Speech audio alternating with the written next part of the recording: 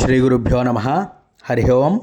ఇప్పుడు మనం చూస్తున్నటువంటి నక్షత్రం భీమఖండంలో మనకి 108 నక్షత్ర పాదలింగాలలో మఖా నక్షత్రం 2వ పాదం. ఇది మెల్లూరు గ్రామం అండి. ఇది ఇప్పుడు ఎలా వెళ్ళాలి ఏమిటి అనేది దానికోసం మనం ఒకసారి చూసుకుందాము. ఈ మెల్లూరు గ్రామానికి కొంచెం ఆటోలు ఇవి కూడా వెళ్ళడం కష్టంగా ఉంటాయండి. మనం కట్టించుకుని అయితే వెళ్ళాలి, లేదా మనం బండి మీద అయితే చాలా సులువుగా అయితే వెళ్ళగలుగుతాం ఇక్కడికి, కారు కానీ. ఎలాగ అంటే మనకి ఇది నరసాపురపేటని రామచంద్రపురానికి 3 కిలోమీటర్ల దూరంలో ఉంటుంది. మనం మఖా నక్షత్రం 1వ పాదం కోసం చూసుకున్నాం. అక్కడి నుంచి ఈ మెల్లూరు గ్రామం అనేది కరెక్ట్గా 3 కిలోమీటర్ల దూరం అయితే ఉంటుందండి. కొంచెం గొల్లల మావిడాడ వెళ్ళే దారిలోంచి కట్ అయ్యి మనం లెఫ్ట్ సైడ్కి మనం తీసుకొని వెళ్ళవలసి ఉంటుంది మెల్లూరు గ్రామం అనేది.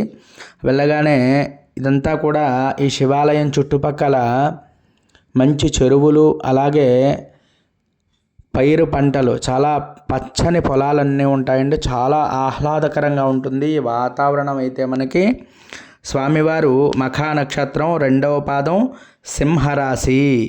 ఈ యొక్క మఖా నక్షత్రం మనం 1వ పాదం, 2వ పాదం, 3వ పాదం, 4వ పాదం కూడా మనం దర్శనం చేసుకున్నట్లయితే సంపూర్ణమైనటువంటి ఆ నక్షత్ర దేవత అనుగ్రహం మనకైతే కలుగుతుందండి. మరి మీరు కూడా ఈ పాదం దర్శనం చేసుకోండి, పాదం కలిగిన వారు. మరి మఖా నక్షత్రం వాళ్ళందరూ కూడా అన్ని పాదాలు కూడా దర్శనం చేసుకోవడం వల్ల ఇంకా విశేషమైనటువంటి ఫలితం అయితే మనకి లభిస్తుంది. మరి ఈ యొక్క అవకాశం ఉన్నవారు ఈ నక్షత్ర పాదలింగాన్ని అయితే దర్శనం చేసుకోండి. లేనివారైతే మన ఛానల్లో తప్పకుండా వీక్షించి ఈ యొక్క మఖా నక్షత్ర దేవతకి అధిష్టాన దేవత, పితృదేవతలు మనం మొదటి వీడియోలో కూడా మొదటి పాదంలో కూడా చెప్పుకోవడం జరిగింది. మరి ఈ యొక్క 2వ పాదానికి కూడా పితృదేవతలే వస్తారండి. సింహరాశి అధిష్టాన దేవత రవి, సూర్యుడు ఆ యొక్క రాశ్యాధిపతి. అందువల్ల స్వామివారిని దర్శనం చేసుకున్నట్లయితే మనకి సంపూర్ణమైనటువంటి మఖా నక్షత్ర దోషాలు, జాతకంలో ఉండేటువంటి దోషాలని కూడా తొలగిపోయి చక్కనైనటువంటి ఆరోగ్యాభివృద్ధి, ఐశ్వర్యము, రుణ విముక్తి మొదలైనటువంటివన్నీ కూడా కలుగుతాయండి. మరి స్వామివారిని అందరూ కూడా వీక్షించండి.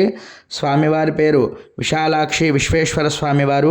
మరి తప్పకుండా దర్శనం చేసుకోండి. మరి ఈ యొక్క మన ఛానల్లో ఇటువంటి వీడియోలు అనేకమైనటువంటివి మనం పెట్టడం జరుగుతోంది.